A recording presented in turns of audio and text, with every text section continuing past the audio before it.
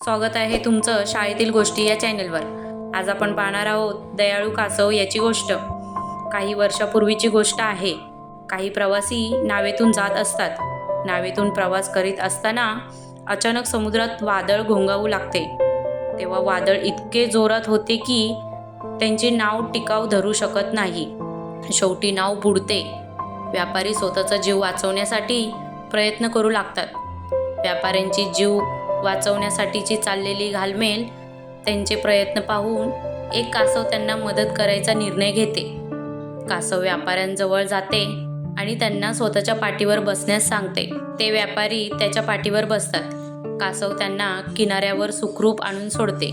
इतक्या मोठ्या संकटात मदत केल्याबद्दल व्यापारी कासवाचे आभार मानतात। थोड्या वेळाने व्यापाऱ्यांना खूप भूक लागते।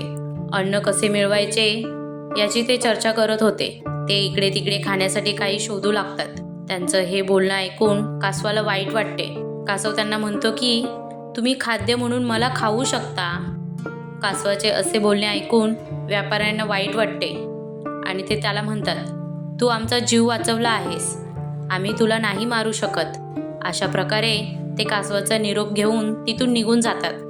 तात्पर्य हेच की संकटकाळी दुसऱ्यांना नेहमी मदत करावी। तर मुलांनो, अशाच नवीन छान गोष्टी पाहण्यासाठी चॅनेलला शेअर, सबस्क्राईब आणि लाईक नक्की करा।